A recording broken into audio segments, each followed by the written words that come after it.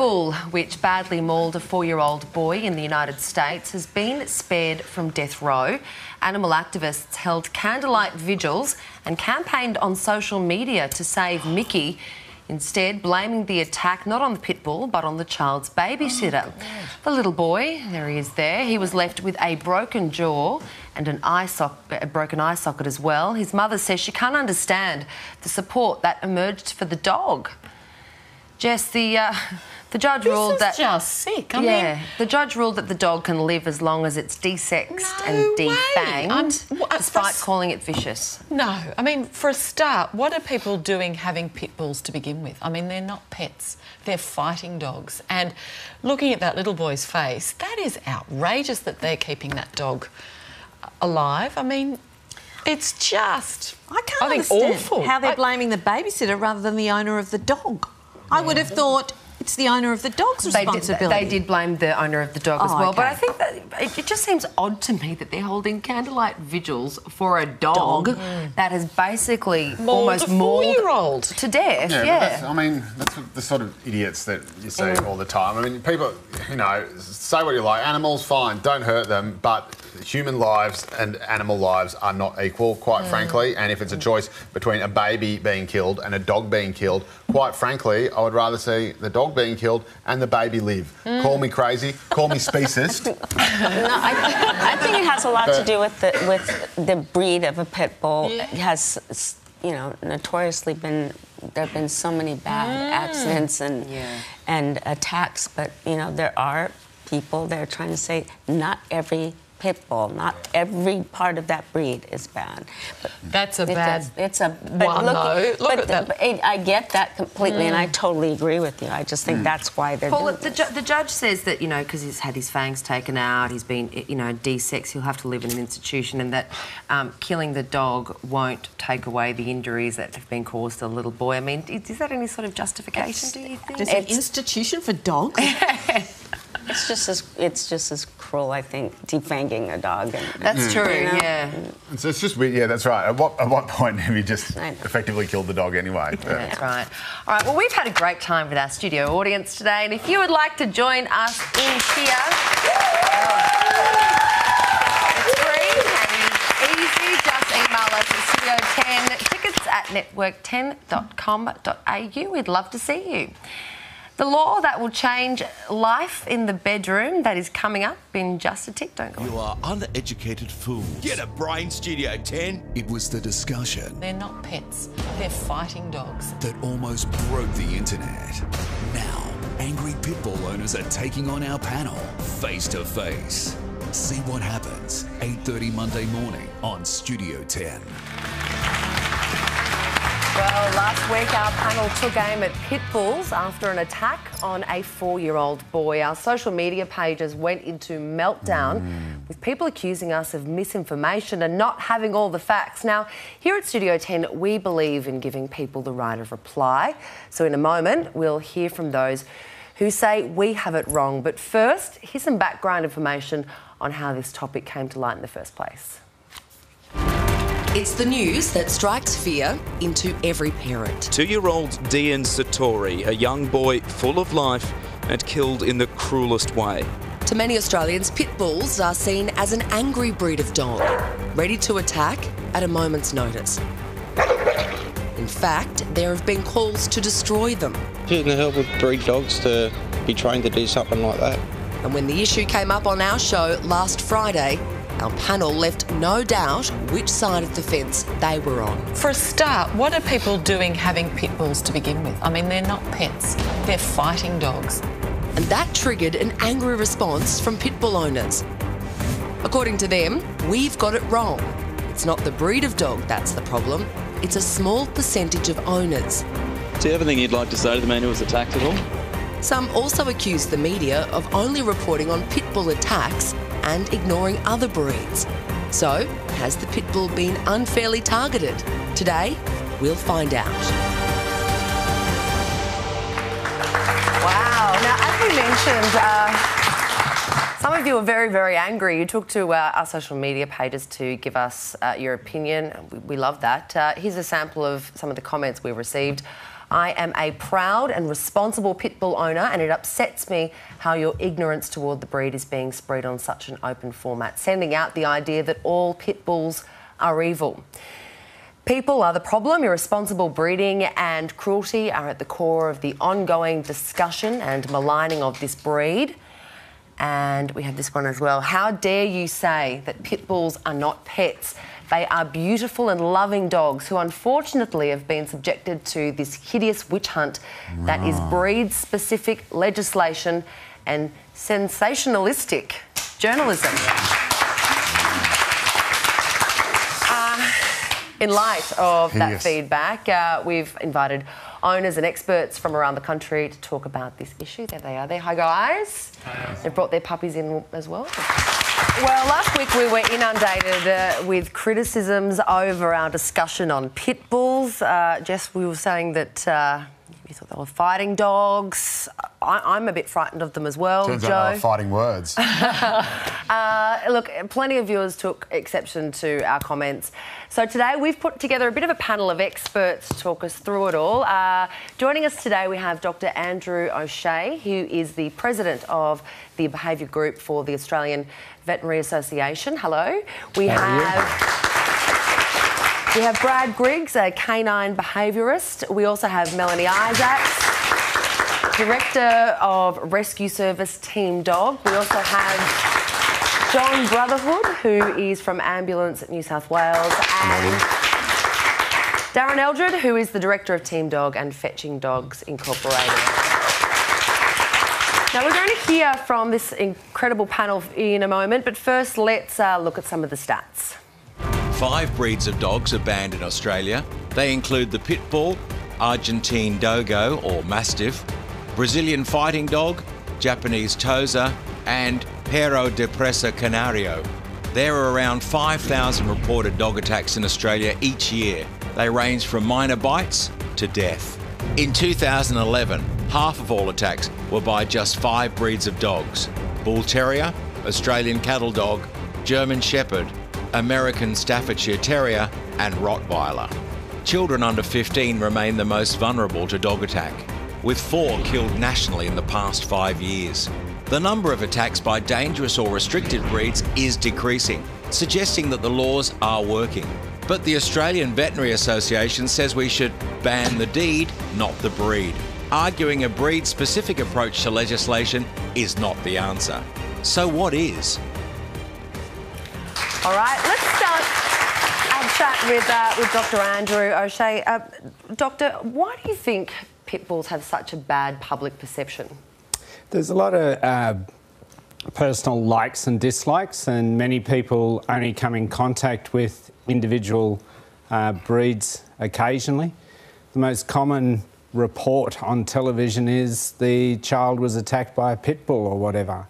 And when you actually go into the evidence behind it, it's not necessarily a pit bull terrier. So the media has put across a strong image that these are very dangerous dogs.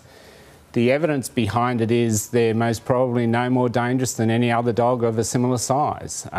If they've got 4 legs, a tail and teeth, they can bite. But Doctor, I'm confused though, because the media are reporting what we're being told, say, by the police and other people who are there at the scene.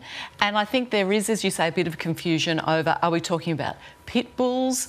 Are they crossed with Staffordshire Terriers? I mean, I must say, sitting here in the studio, I'm very nervous. I mean, of the dogs. I feel frightened, and that's probably an unfair thing to say, but it makes me nervous. You have reassured her that Coco and Marvel are perfectly safe, but she won't take my word for it. Jess actually copped quite a bit of flack for saying that these are fighting dogs, but you're absolutely right. From the research I was doing on the internet, that was centuries ago. That's what they were bred for. Am I right in saying that? Yes, and you see that's part of the problem that we have with the perception of what the breed is.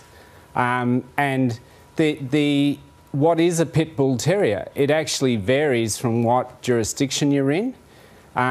If you're in America, they have a purebred called the pit bull terrier. And of course, the problem with it is any dog that vaguely looks like one of these dogs, they're classified as a pit bull terrier. So even though these guys may be a crossbred boxer, Staffordshire Bull Terrier or whatever, people see them and automatically go, well, that's a pit bull terrier. So because they're a bigger dog and they tend to be reactive and so forth, they often get a really bad name. And I think it's that jaw. A big reactive dog sounds quite scary to me, though. I mean, why is it? What I don't understand is why people are so passionate about pit bulls in particular. Like, why? Surely, if the restrictions at the moment seem to be working and the number of attacks is going down, and surely if there is some evidence, I mean, for example, you'd be familiar, Dr. Hugh Worth, the Victorian head of the RSPCA in 2009, said that there was absolutely no place for these dogs in Australia. He said they were time bombs. He said they should be banned. Now, everyone here, I'm sure, who has any knowledge of animal welfare issues knows who Hugh Worth is. He's a very respected veterinarian. The RSPCA is an organisation that is there to prevent the cruelty to animals and protect them. If he is saying it, surely not getting your personal favourite breed of dog is a small price to pay for knowing that kids could be safer. Let's hear from Melanie. What do you think about that, Melanie?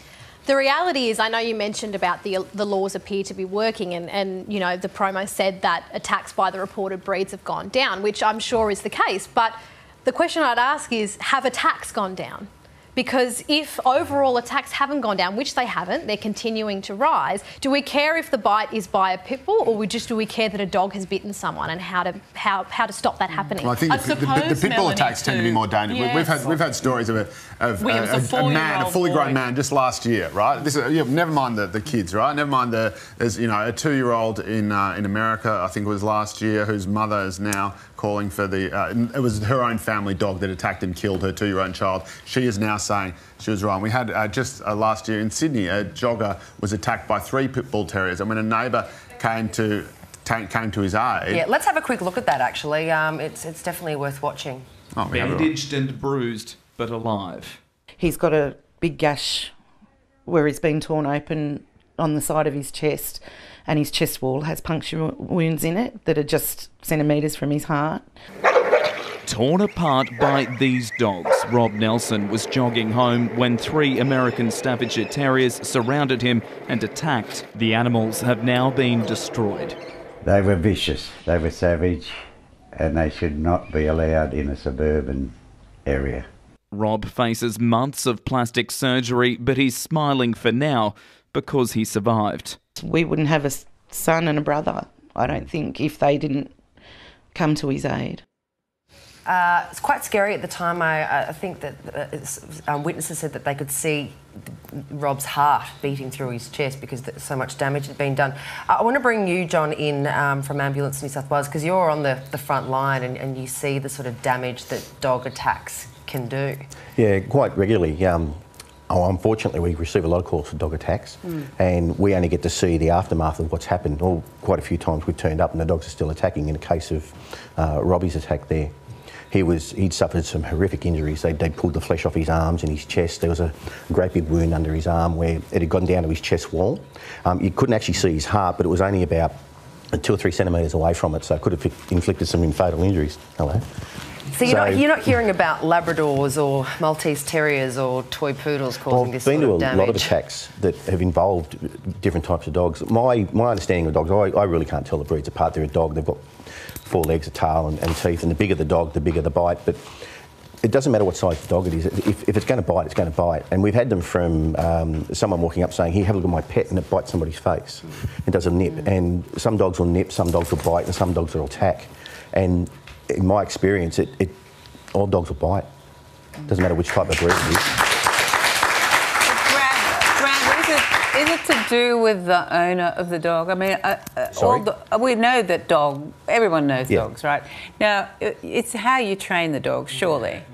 It's not... I'm not a trainer of dogs, so I go out and see them at the end of it. We have 2 dogs of our own at home, and we train them, and according to Andrew at the back there, probably not very well by the sound of it.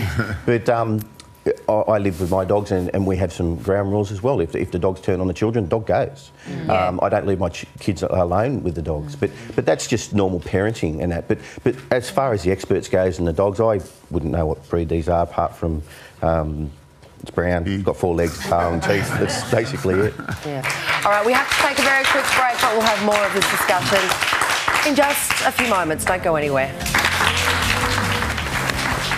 Before the break, we talked about the issue of aggression within specific breeds, such as the Pitbull. Darren, we might bring you in. You are co-founder of Team Dogs and Fetching Dog Shelter, and Marvel, the dog you've brought in today, was almost destroyed. Yep. He spent 4 to 5 weeks in the pound because someone thought he was a pit bull or had pit bull DNA. So that meant he couldn't be released immediately, unlike every other dog. So what type of dog then is he? He is a really friendly 7-month-old mixed breed dog. With what though? Like, no idea. I couldn't tell you. And how would you describe his nature? He is pretty placid. I mean, whole new environment, and he's pretty much conked out. But he is really good. I've got small dogs at home. He's great with them. He's a little bit rude. He hasn't got much manners, but that's what we would expect from a young dog anyway. Okay. Let's bring Brad in. Brad, you sort of can talk us through how the behaviour works. I mean, are pit bulls aggressive dogs? You can't have punch without duty. So realistically, we're having a conversation about a certain breed of dogs. The context in which we're having it is about preventing dog bites in the community. So what I would say to you guys, and addressing the panel, you are all vehemently against a certain breed. If you can get on board with what I'm saying, in that you are against it because you want your community to be safer, right? I would then ask you, are you attached to how that happens, or are you attached to actually seeing better outcomes relating to community safety and community dog bite prevention? At this point, I'm seeing all the heads nod, except for Joe staring at me. If I can just finish, Joe. Yeah, of course. So we know from around the world, in cultures similar to ours, right, we can look around and we can see elements of commonality that are used to reduce dog bite statistics to as low as possible. You'll never get rid of 400 breeds, right? It doesn't really matter. You'll still have crossbreeds, this, that, the other. It doesn't matter, right? Across the world, the cultures that are doing it successfully are doing so based on the behaviour of the individual dog and not based on breed. Indeed, we know that breed is actually a very poor predictor of genetics. I'm heavily involved with the development of law enforcement type dogs, for example, right? I would typically speaking, overlook dogs such as these if I was walking into a pound looking for prospects, because look at them. They're typical of the majority of pet dogs in Australia. Super relaxed, super chilled out. When we were talking about this last week, a 4-year-old boy had been terribly attacked and mauled. Certainly. And there was a question mark over the fate of the dog who did that. And I must say, as a mother, I would want that dog destroyed. I wouldn't want to be standing up saying, let's protect this dog, because he's just severely injured this child, potentially could have killed this child. So to me, isn't that more of the issue? Well, let me ask you, okay? So that child has been mauled. There is a tragic convergence of errors that has seen that be the case. Now, reports on this vary. So we've got a chain was involved, and we know that a tethered dog of any breed is far more likely to be involved in a biting incident. We know that there was a babysitter, not the owner of the dog, involved, right? We know that the dog was over X amount of kilos, which obviously the larger the dog, the more likely it is that there's going to be more damage done. The child was not adequately supervised, and can we just get one thing straight, though? Does anyone here in this in the group on the panel think that a dog of whatever breed, including Pitbull, who attacks a child should not be destroyed? I'm going to cover that in what I'm saying, Joe. There's no room in society. Do you think that a dog that attacks a human should be allowed to live? There's no room in society for a dangerous dog. The description of dangerous is based upon the behaviour of the individual. But why is there? But why is there? The media we're not just sitting here making this up. There is actually a real perception out in the community that these dogs are dangerous. Perception. Where does that come from? No, it's not the perception. No, I have the reason I was looking down before. This is according to the New South Wales Department of Local Government. The Pitbull Terrier is the single most dangerous breed of dogs. It has 2.7 rate of attack per 100 registered dogs. That is far and away above all other dogs, and they've got everything here right down to Pomeranians. Those statistics don't make it to court. It's because the way that those statistics are official gathered, government statistics. They don't make it into court because the way the statistics are gathered negates their ability to be used. That's why they don't make it into court. I'm the leading provider of animal management dog bite prevention training in my state, in Victoria. So can we just have a show of hands? So I can tell you the reason that I'm successful is because I preach a behaviour-based strategy. That's why I am successful. No one across the world, there is no conjecture, and Andrew will concur with this, there is no conjecture about what creates situations where dog bites occur. And I can tell you right now that in all areas of the world where they've tried a breed-specific approach, all of those approaches have failed to keep the community safe. In fact, all peer-reviewed scientific literature published, all, either refutes in whole or in part the elements of breed-specific legislation, right? And in many countries around the world, inclling the Netherlands, Germany, I understand America, that. Just very quickly, we were talking about whether a dog who'd attacked a toddler should be destroyed. An individual Does anyone think that an individual dog who attacks a child or a human should be allowed to live? It is contextual, Yes Joe. or no? We've had dogs that have attacked a child because they had a sparkler stuck up the dog's nose. Yeah. So in that situation, you might be able to control otherwise. Individually. And we need to protect our kids. Yeah. And those dogs that are truly dangerous really shouldn't be with us. Look, I think we'll talk about this all day. We've just passed you guys getting a wind up. Thank you for all coming in. Your insight's been fantastic. We really appreciate it. You can always hit us up on our Facebook page or send us an email if you have any issues with the show or would like your voice heard. We read it.